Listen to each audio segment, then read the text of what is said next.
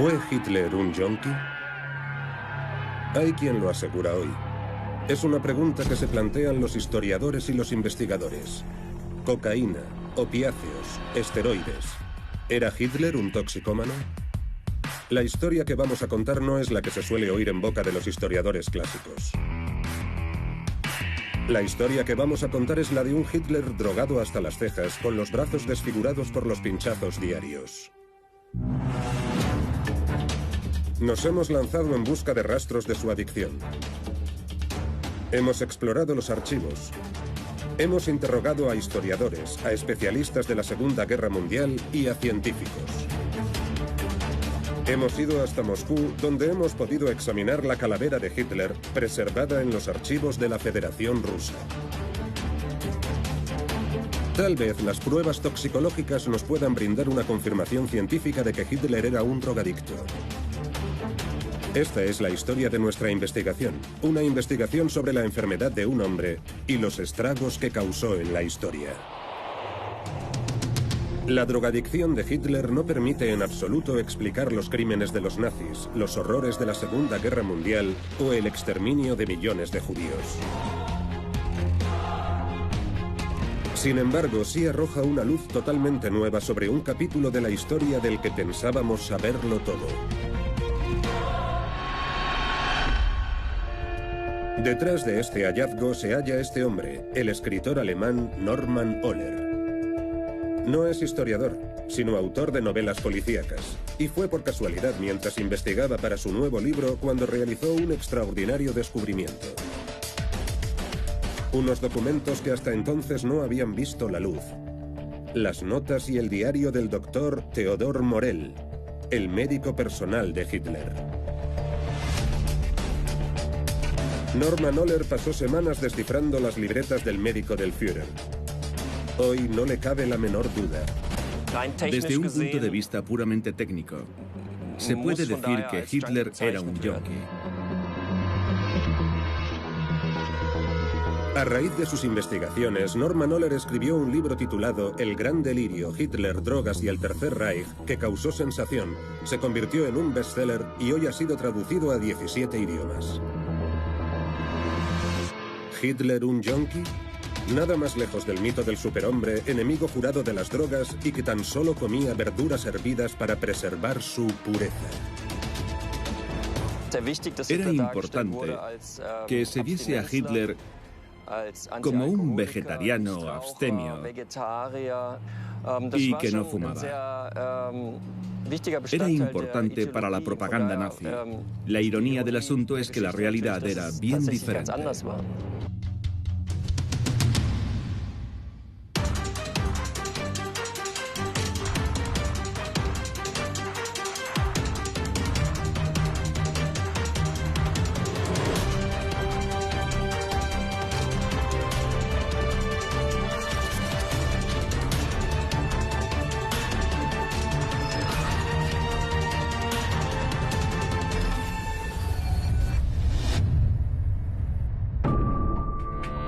Detrás de la drogadicción del Führer se hallaba el doctor Theodor Morell.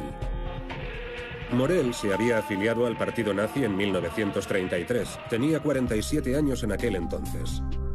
Abrió una moderna consulta en un barrio de alto standing, donde probó toda clase de técnicas revolucionarias con sus pacientes.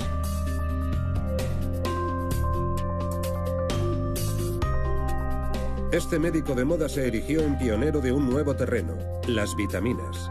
En aquel entonces se las veía como un remedio milagroso. Morell las administraba por vía intravenosa.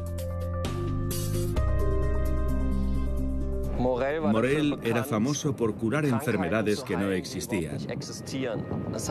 Era un ejemplo típico de lo que en inglés se conoce como Dr. Feelgood, un médico que abusa del talonario de recetas.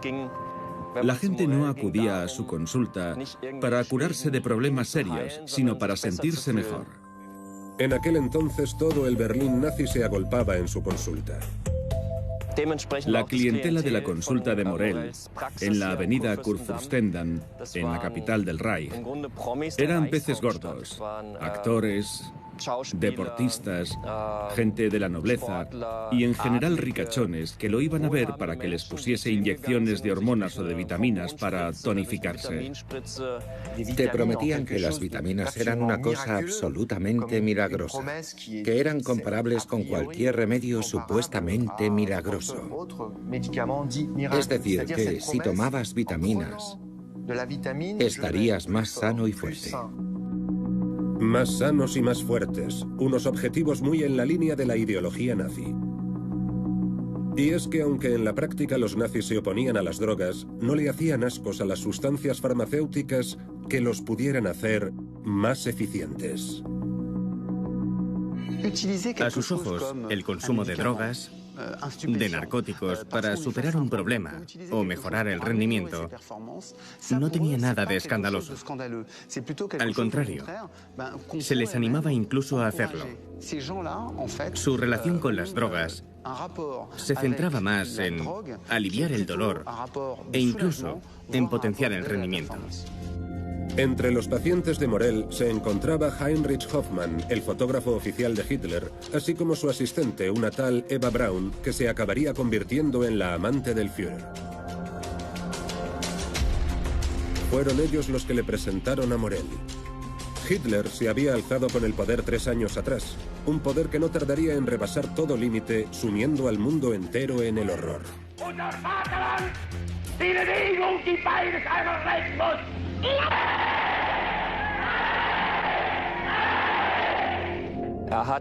Cuando conoció a Morell en una cena privada en Múnich en 1936, Hitler le confió que sus problemas digestivos le estorbaban en su importante labor de Führer. Por ese motivo, porque supo aliviar sus problemas digestivos, Morell se volvió muy importante para Hitler ya desde un principio. Morell le diagnosticó una irritación de la flora intestinal y le recomendó tomar Mutaflor, una especie de precursor de los antibióticos. Dicho tratamiento alivió las molestias de Hitler. Al mismo tiempo, Morell le ponía inyecciones con una combinación de vitaminas cuya fórmula mantenía en secreto. Unas inyecciones sin las que pronto no podría pasar el Führer.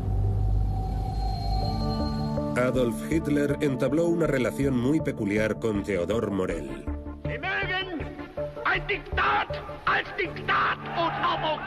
El dictador quería estar en plena posesión de sus facultades en todo momento. Un golpe de cansancio, un achaque de salud, bastaba con una inyección del doctor Morell. Morell le había explicado a Hitler que las inyecciones funcionaban mucho más rápido que los comprimidos, y la velocidad con la que hacían efecto era tan convincente que Hitler se acabó enganchando a las propias inyecciones. Ya no podía vivir sin su pinchazo diario. Cuando te pones una inyección, la sustancia tarda menos en llegar al cerebro y eres más activo. Hitler creyó haber dado con un nuevo tipo de médico que le permitiría sentirse en forma en todo momento y así poder desempeñar mejor su labor de dictador. Una labor que no le daba un respiro. Hitler estaba en todas partes, cruzando Alemania sin parar por tren y por avión, alternando reuniones de generales y baños de masas.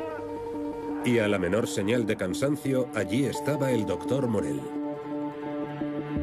Su lema era la erradicación inmediata de los síntomas. A partir de 1937 no era infrecuente que Morell le pusiese varias inyecciones diarias a Hitler. Hablaban entre ellos de lo que llamaban la sanación instantánea. Hitler le decía, por ejemplo, tengo una reunión importante o tengo que asistir a un desfile, necesito estar en plena forma. Y Morell le elaboraba su mezcla. Las inyecciones condicionaban el día a día del Führer y su tratamiento se expandió. Hemos podido consultar las notas del doctor Morell. En ellas enumera hasta 80 fórmulas magistrales y productos diferentes. Elaboraba sus medicamentos a base de extractos de hígado, testículos de toro o extractos de glándula pituitaria. Eran principalmente sustancias animales. Morell se volvió omnipresente. Estaba en todas las reuniones y en todos los viajes.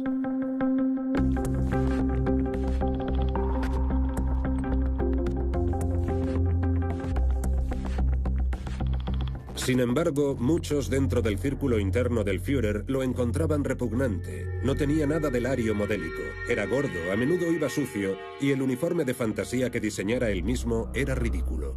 Morel ha sido descrito como obeso, feo y sin modales en la mesa. La tolerante reacción de Hitler consistía en decir: Morel no está aquí por su olor, sino para hacerme sentir mejor, y funciona. Eva Braun también acudía a la consulta de Morel. La paciente B de Braun exigía el mismo tratamiento que el paciente A de Adolf. Los dos amantes estaban en la misma onda, y así el doctor Morel consolidó aún más su influencia en el círculo interno nazi. Cuando se convirtió en el médico personal de Hitler, Morel pensó en la mejor manera de usar su posición para ganar dinero, tal y como había visto a otros aprovecharse de su proximidad con Hitler. Así se le ocurrió desarrollar un preparado multivitamínico al que llamó Vitamultin. Su secreto de marketing era producirlo en unas cajas doradas, expresa y exclusivamente para Hitler, y en unas cajas plateadas para los generales. A estos preparados los llamó Nobel Vitamultin. Asimismo, vendió cientos de millones de comprimidos a organizaciones de masa.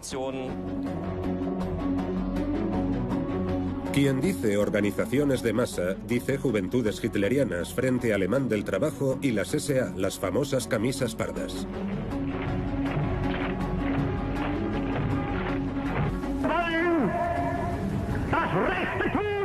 El Vitamultin es un producto que contiene psicoestimulantes, o sea, un producto que crea una sensación de bienestar y también te da la impresión de que eres muy fuerte y muy poderoso.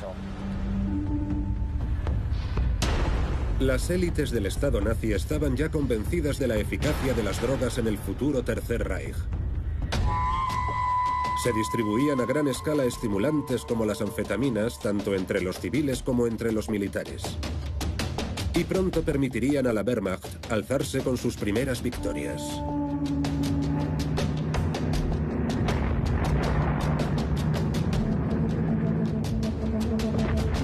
El 1 de septiembre de 1939, Hitler dio la orden de invadir Polonia.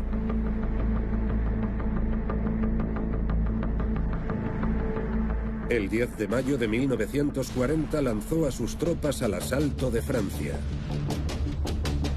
En todos los frentes, su Blitzkrieg, o guerra relámpago, barría al enemigo. Europa estaba en ruinas. Hitler se sentía invencible. Cuando Hitler gana en Francia, la propaganda dice que ha conquistado Francia. Cuando Hitler gana en Polonia es cuando se granjea su inmenso prestigio. Se le empieza a conocer entonces con el sobrenombre del mayor general de todos los tiempos. Así es como lo describe la propaganda nazi. Las decisiones dejan de ser meditadas y nacen invariablemente de un mismo razonamiento. Soy el más fuerte, tengo que ganar, y eso es lo que voy a hacer. No discutáis. No se puede razonar con alguien en esas circunstancias porque tiene más energía, está puesto. Convencido de su propia genialidad, Hitler solo hacía caso ya a sus propias certezas. Hitler era un jugador, carecía de toda sutileza, siempre tenía la mirada puesta en el primer premio y pensaba que si sus generales se mostraban reticentes u optaban por una retirada táctica era porque eran unos cobardes. Siempre los estaba destituyendo por su presunta cobardía, era totalmente inflexible. Alimentada por las drogas, la megalomanía de Hitler no conocía ya límites. El 22 de junio de 1941, un año después de la rendición de Francia, el ejército alemán invadió Rusia. Fueron movilizados 4 millones de soldados alemanes. Era la mayor invasión militar de la historia. Hitler había jurado aplastar a la Unión Soviética.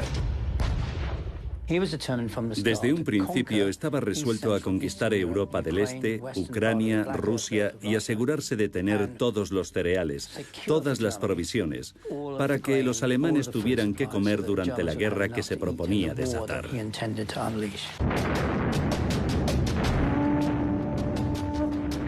Pero las derrotas militares no tardan en acumularse. Y, como se puede leer en las notas del Dr. Morell, las dosis que consumía el Führer también fueron aumentando. Mientras todo le iba bien a Alemania, Hitler estaba en plena forma. Pero en cuanto se produjo la primera derrota en el frente soviético, Hitler enfermó y le exigió una medicación más fuerte a Morell. Y en otoño de 1941, Hitler recibió sus primeros opiáceos.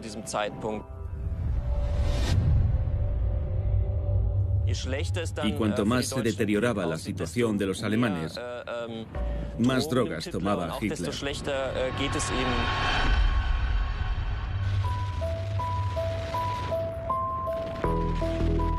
La Wehrmacht estaba paralizada en el frente ruso.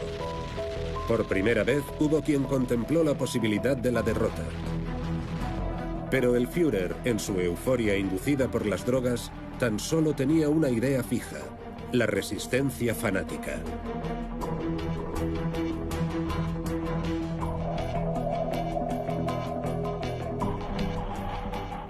Pensaba que el Ejército Rojo se hundiría tras las primeras grandes pérdidas. También sobreestimó las capacidades militares de sus propias tropas.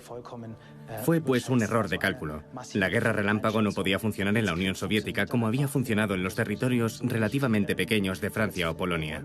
No era posible repetir esas victorias en la Unión Soviética. Hitler no dio demasiada importancia a las primeras derrotas en el frente ruso. Seguía resuelto, obsesionado con destruir al ejército soviético, el Ejército Rojo.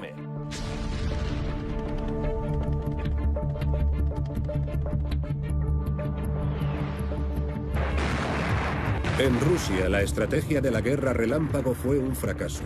Los alemanes no podían librar una lucha a largo plazo contra los rusos superiores en número y en armas. Cegado por los narcóticos, Hitler hizo oídos sordos a todos estos argumentos. Las derrotas se iban multiplicando, los pinchazos también. Hitler empezó a consumir cada vez más narcóticos para mantenerse al margen de la realidad, en un estado en el que estaba convencido de que el supersoldado alemán tenía que aplastar al infrahombre eslavo, costase lo que costase.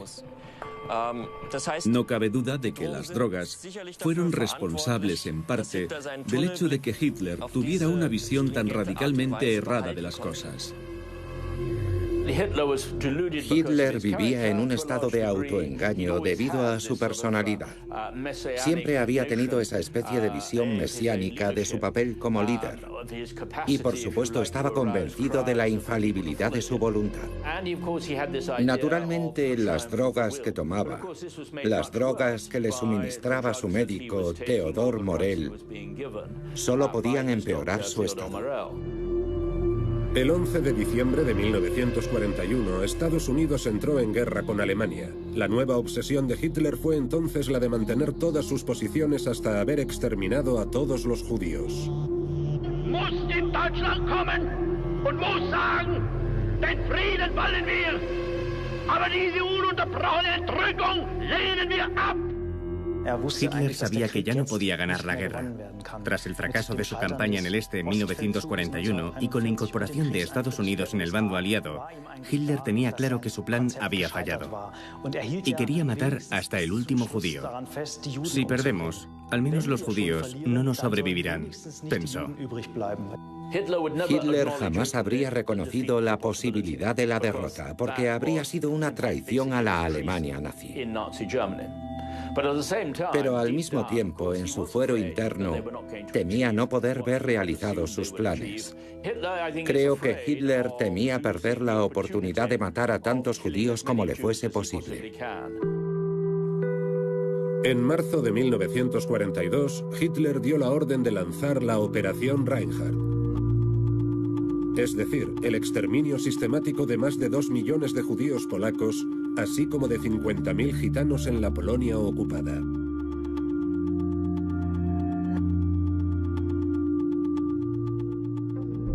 La guerra estaba haciendo mella en la salud de Hitler. Tenía que aguantar todos los desplazamientos, los largos periodos de vigilia, el estrés. Se desmoronó en un par de ocasiones y a su peculiar manera se lo explicó así a sus oficiales. Ha sido culpa vuestra. El consumo intensivo de drogas devino en adicción. Hitler ya no se podía permitir perderse una sola inyección. Cuando viajaba, no dudaban en detener el tren privado del Führer en medio de la vía para que Morell pudiera suministrarle las inyecciones más fácilmente.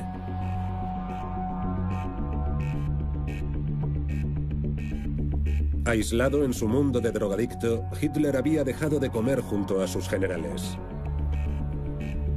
Se pasaba los días solo y solamente se dejaba ver cuando caía la noche. Se volvió taciturno, dejó de hablar y de dar discursos oficiales. Lejos quedan los grandes discursos, los mítines de masas. Estas imágenes forman parte del pasado. Las drogas se han convertido en el sustituto químico de la energía que Hitler obtenía antes del contacto con las cohortes de adoradores. Ya no se dirigía al pueblo alemán. Había dejado de dar discursos, puesto que era incapaz de ofrecer una solución. Pero estaba convencido de que acabaría por producirse un milagro. El consumo de jeringas se disparó. Morell se vio incluso obligado a hacer un pedido especial.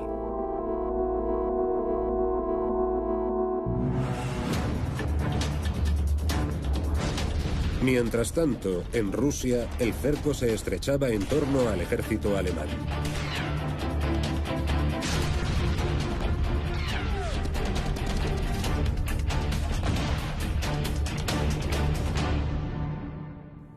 Pero él no estaba dispuesto a rendirse. Aquello formaba parte de su carácter, o todo o nada, sin compromisos.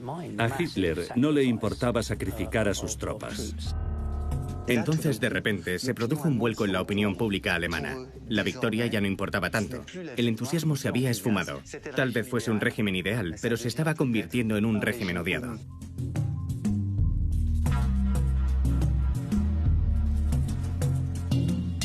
Hitler exigía cada vez fármacos más potentes y Morell tenía que aceptar el reto. Evidentemente, el cóctel de vitaminas, hormonas y esteroides no era ya suficiente.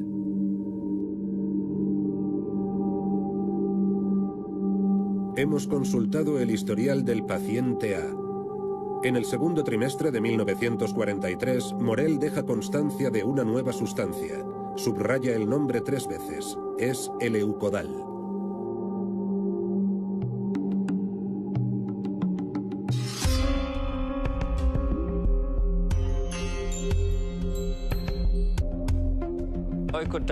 El Leukodal se parecía a la heroína. Contrariamente a la heroína, tenía un fuerte poder euforizante, es decir, que tienes un subidón y te sientes más lúcido. Y por otra parte, dejas de sentir el dolor. Te sientes sencillamente invencible. Es la droga ideal. Te sientes poderoso y lúcido. Y crees que tienes razón siempre. Hagas lo que hagas y digas lo que digas. El Leukodal es un medicamento que tiene un efecto importante. Es un opiáceo, es decir, un derivado del opio. Y te vuelves cada vez más dependiente de este tipo de molécula. ¿Con cuánta frecuencia tomó Hitler Leukodal? Hay por lo menos 24 ocasiones documentadas. ¿Pero quedó ahí la cosa? ¿Qué significa la misteriosa X que aparece recurrentemente en los archivos de Morell? ¿Y qué pensar de este apunte omnipresente? Inyección como de costumbre. Inyección como de costumbre no quiere decir nada y tan solo sirve de relleno o para dejar constancia de que le había dado una inyección, pero escondiendo al mismo tiempo el contenido de la jeringa. Lo mismo se puede decir de las X. Norman Ohler no alberga la menor duda. Detrás de cada X, detrás de cada inyección como de costumbre, se esconde el Eukodal, la hiperpoderosa droga que mantiene viva la fe de Hitler.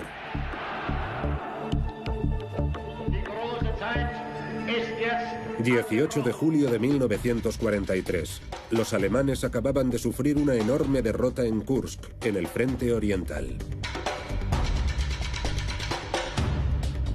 Una semana antes, los aliados habían desembarcado en Sicilia. Italia estaba al borde de romper su alianza con Alemania. Ese día, Hitler recibía a Mussolini.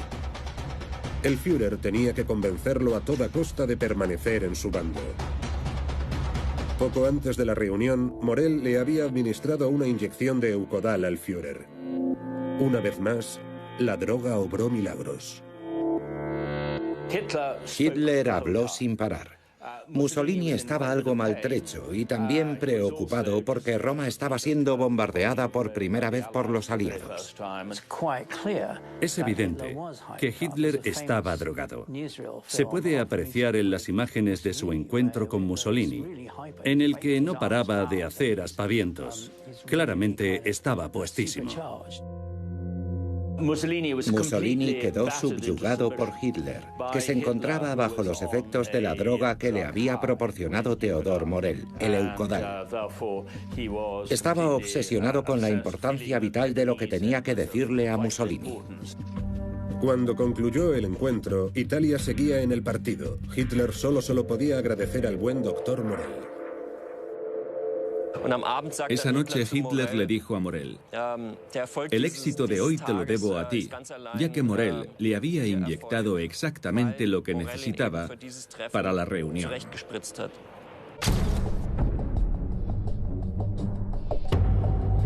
Pero Hitler estaba cada vez más aislado. A medida que se acumulaban las derrotas, el deterioro físico del Führer se iba volviendo cada vez más visible.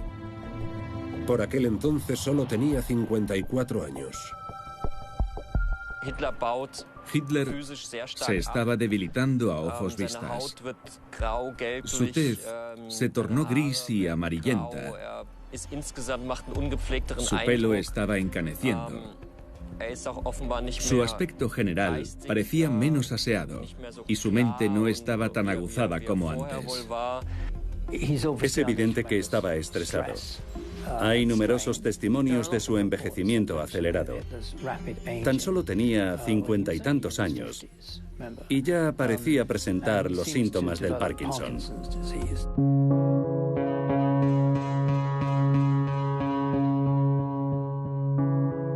En estas imágenes vemos a Hitler sujetándose el brazo para disimular el temblor característico que entraña la enfermedad.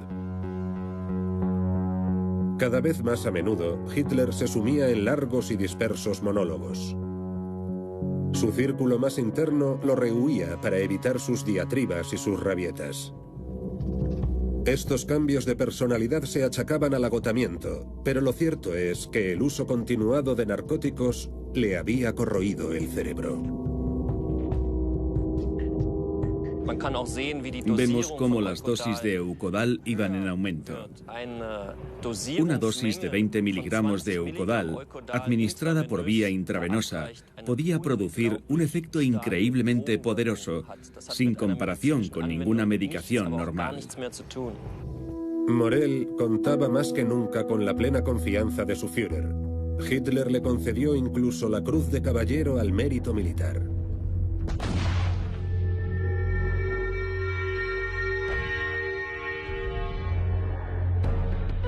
...6 de junio de 1944, el día D. El desembarco de los aliados en Normandía cogió completamente por sorpresa a los alemanes.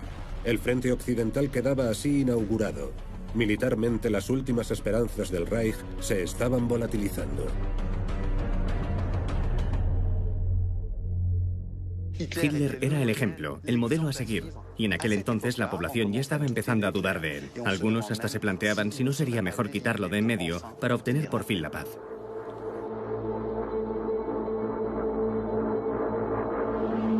Estas ruinas tan impresionantes se conocieron en su día como la guarida del lobo. Este búnker, situado en el nordeste de Polonia, en pleno corazón de un inmenso bosque, se había convertido en el cuartel general principal de Hitler.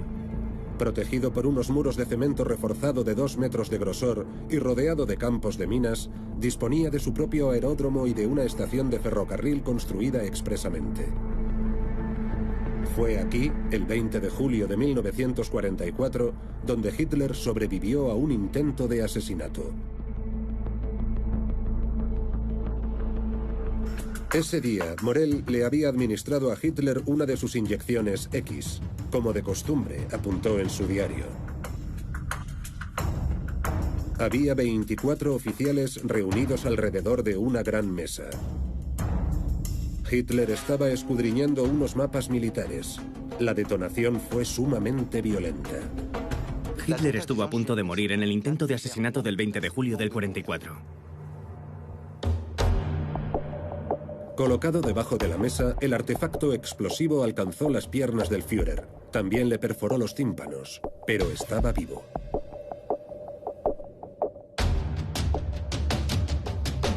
Mussolini llegaría en 2 horas para una importante visita de Estado.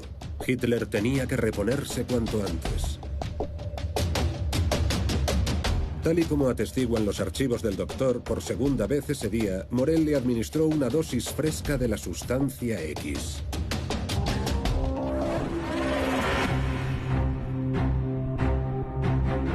Embozado en una gran capa negra, Hitler acudió a la estación para recibir a Mussolini.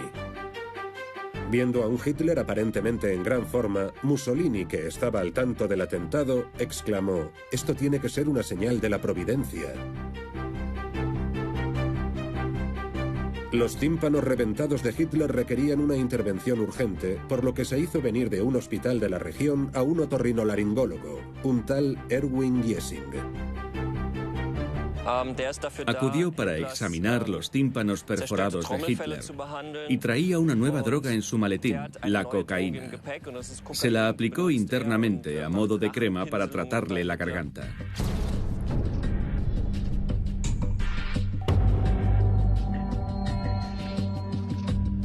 La cocaína administrada por Giesing, una solución del 10% con un efecto muy poderoso, llegaba regularmente a la guarida del lobo desde Berlín en el tren especial del Führer. Hitler no tardó en cogerle gusto a la nueva droga. Morell no le daba cocaína, lo que inmediatamente dio pie a una rivalidad entre Giesing, el nuevo médico que sí le daba cocaína, y Morell, el médico oficial, que le daba opiáceos.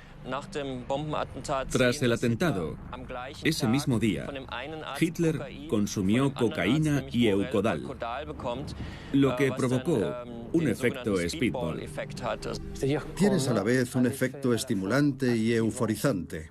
Por un lado está el efecto activador del psicoestimulante, o sea, de la metanfetamina y la cocaína, y por otro lado está el efecto euforizante ligado a los opiáceos. Por lo tanto, el efecto obtenido es una sinergia más poderosa aún que los propios psicoestimulantes.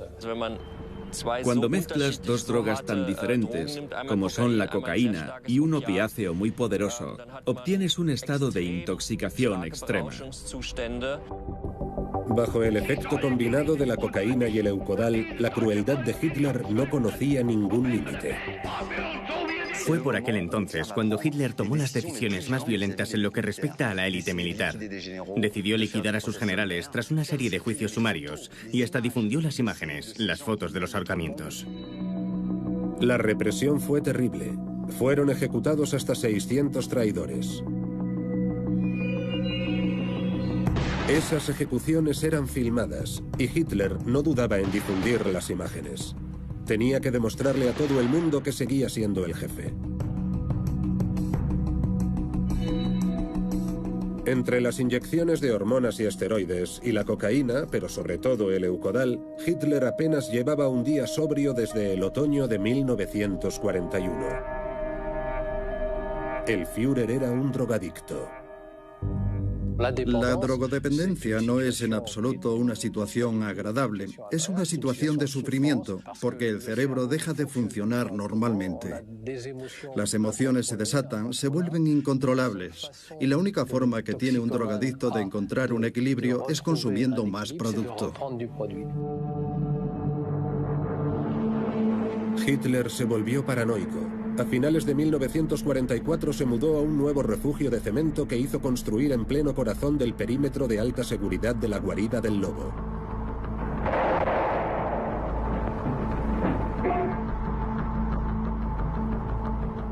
El Führer estaba rodeado ahora de una muralla de grava y cemento de 7 metros de grosor.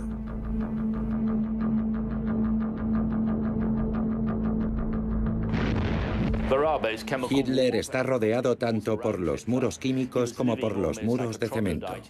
Prácticamente vive como un troglodita en su búnker. No ve la luz del día y lleva una vida muy malsana. Se está deteriorando.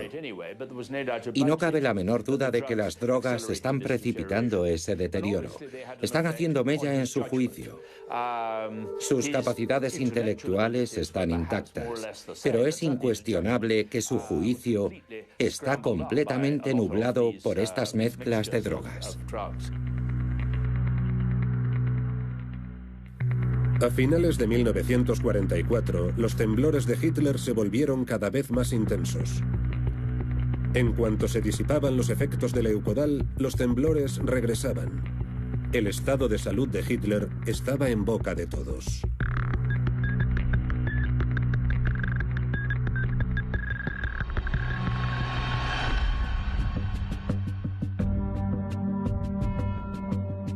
Estas imágenes, este saludo, son ya historia antigua. Hitler tenía que esconderse las manos en los bolsillos de su chaqueta para esconder los efectos de su enfermedad.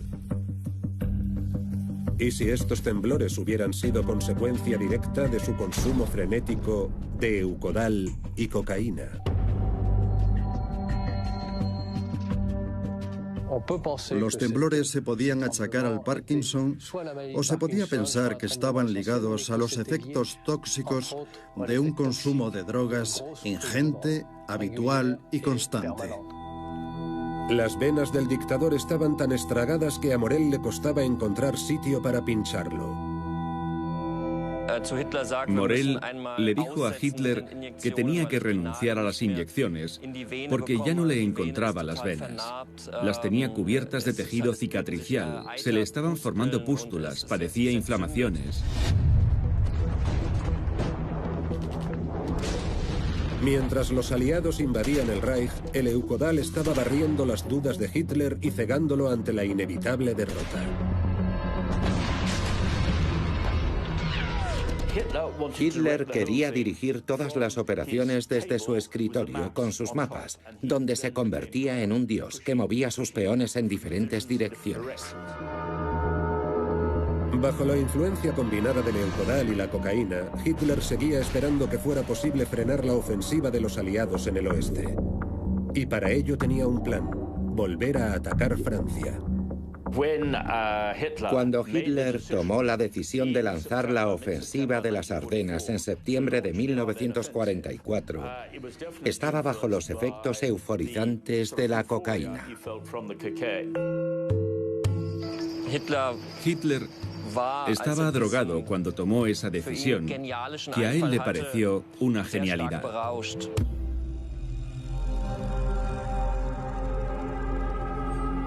Pero ya era demasiado tarde para modificar el curso de la guerra. El 1 de enero de 1945, la última gran ofensiva de la Luftwaffe, las fuerzas aéreas alemanas, tuvo un desenlace fatal. La ofensiva de las Ardenas fue un fracaso. Después de esa fecha, aparentemente, Hitler no volvió a consumir Leukodal. En cuanto al Dr. Giesen, él y su maletín de cocaína se fueron con viento fresco. ¿Por qué cesó el consumo de drogas? ¿Acaso Morell tenía dudas sobre si continuar el tratamiento? ¿O bien pensó que se acercaba un racionamiento? En diciembre de 1944, Darmstadt, la ciudad donde la compañía Merckx producía el Eukodal, quedó totalmente destruida por la aviación británica.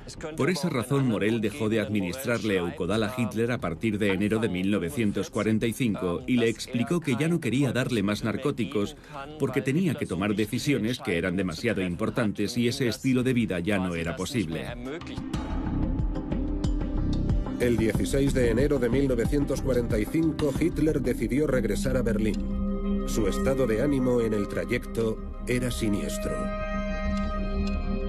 Cuando lo condujeron hasta la Cancillería del Reich desde la estación de Berlín, siguieron un itinerario especial para que Hitler no pudiese ver los efectos de los bombardeos en la ciudad. El entorno de Hitler tenía que protegerlo de la realidad porque él no quería saber nada. Estaba totalmente ensimismado. Hitler se refugió con sus últimos incondicionales en el búnker situado debajo de la Cancillería del Reich. A pesar de todo, el Führer no había perdido la fe. Seguía dirigiendo a sus tropas, desplazando en un mapa a unas tropas que ya no existían.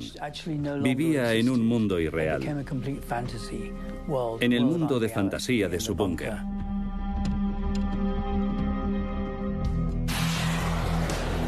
Las tropas de Stalin se acercaban inexorablemente.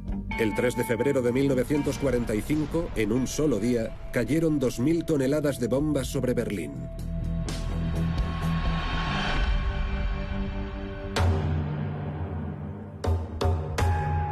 Mientras tanto, en el búnker, las provisiones de drogas tocaban a su fin.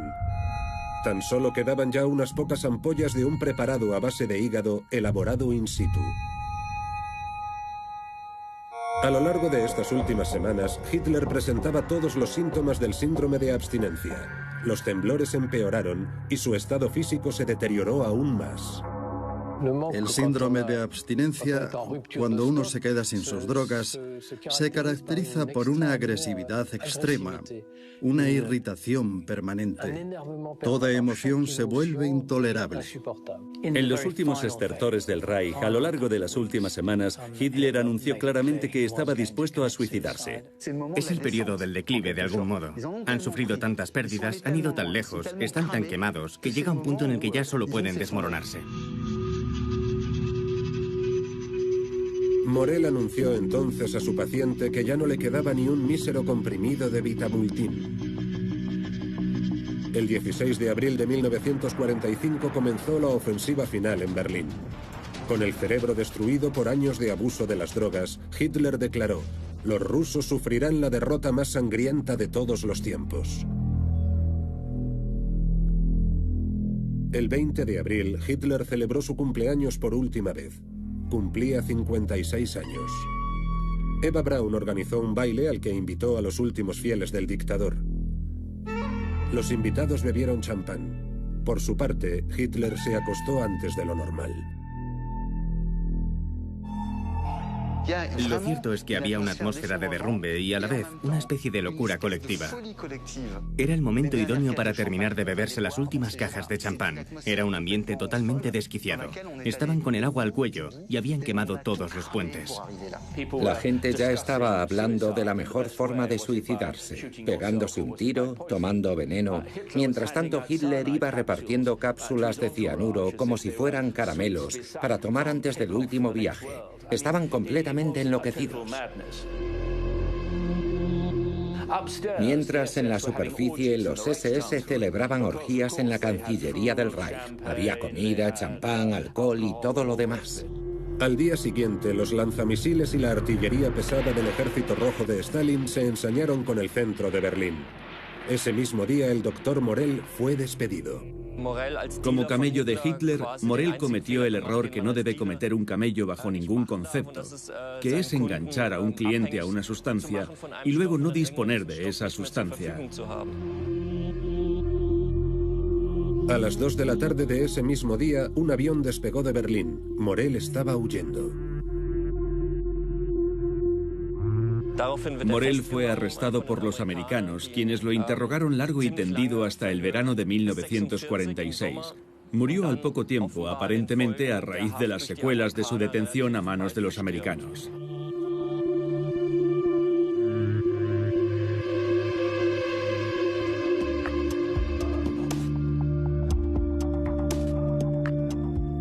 El 27 de abril, Hitler repartió cianuro a sus últimos fieles.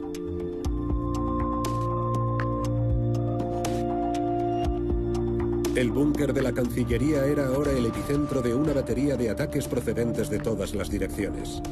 El desenlace estaba a la vuelta de la esquina.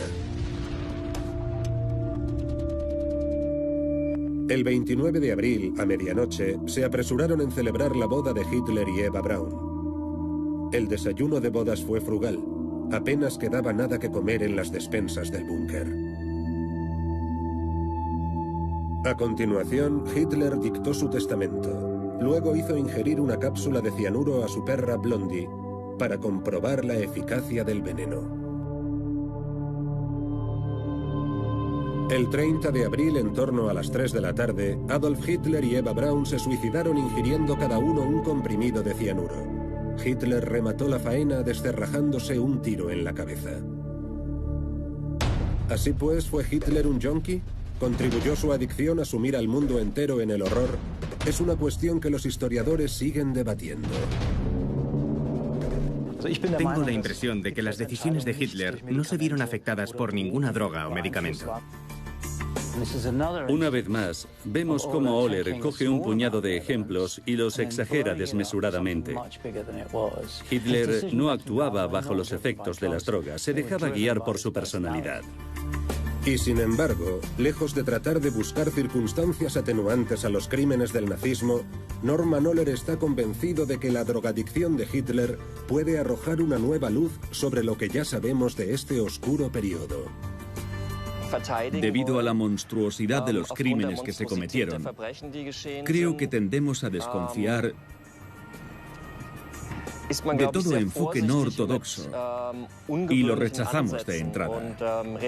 Por otra parte, hay demasiados historiadores deseosos de proteger su territorio, pero la historia es demasiado importante como para dejar que la monopolicen los historiadores. ¿Era Hitler un yonki? Puede que un día la ciencia sea capaz de sacarnos de dudas. Para averiguarlo, viajamos hasta Moscú.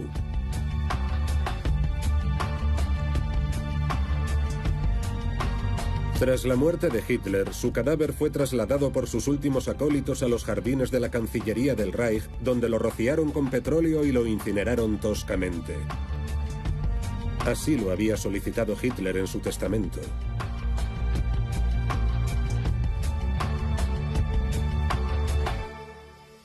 Unos días más tarde, los restos de su cuerpo fueron hallados por los oficiales del Ejército Rojo que asediaron el búnker. Una mandíbula, identificada formalmente gracias al registro dental del Führer, fue trasladada a Moscú. El resto del esqueleto fue enterrado en los jardines de la Cancillería del Reich. Esa mandíbula se halla hoy en el cuartel general del Servicio Federal de Seguridad, los servicios secretos rusos. A pesar de nuestras peticiones, se nos ha negado el acceso a la misma. Sin embargo, en Moscú, en los archivos nacionales de la Federación Rusa, hay una calavera preservada que podría haber sido la de Adolf Hitler. ¿Será esta la prueba incontrovertible de su posible drogadicción? En 1946, un año después del fin de la guerra, estando ya enterrado el cuerpo de Hitler, una comisión viajó a Berlín para llevar a cabo una serie de exhumaciones en los jardines de la Cancillería del Reich. Ahí fue donde descubrieron parte del que podría haber sido el cráneo de Hitler. Es muy probable que se trate de la calavera de Hitler, pero nadie lo puede confirmar al 100%. Y es que los resultados de un hipotético examen de ADN nunca han salido a la luz. La cuestión de los exámenes genéticos es un problema, dada la ausencia de materiales con los que comparar el ADN de Hitler. Sencillamente, dichos materiales no existen. Hitler no tiene parientes que estén dispuestos a someterse a un examen genético. En cuanto a la posibilidad de llevar a cabo pruebas toxicológicas que nos permitieran hallar rastros de drogas en los restos de Hitler, es algo que no está precisamente sobre la mesa. La misión de los archivos nacionales o del Servicio Federal de Seguridad es la preservación de todo material, documento, fragmento, pero en ningún caso es la de llevar a cabo pruebas biológicas. Esto no forma parte de la misión de los archivos. Aunque los historiadores actuales se resisten a aceptar estas conclusiones, la investigación de Norman Ohler nos ha permitido desvelar algunos aspectos de la personalidad del Führer que hasta ahora no tenían explicación, así como la incoherencia de algunas de sus decisiones. Las pruebas científicas de la drogadicción de Hitler tendrán que aguardar la buena voluntad de las autoridades rusas.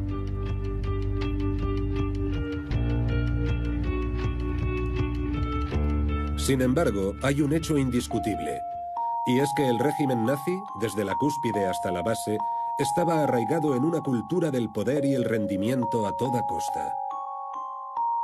Para imponer su dominación sobre el resto del mundo, la Alemania de Hitler no dudó en usar las drogas en una escala nunca vista hasta entonces.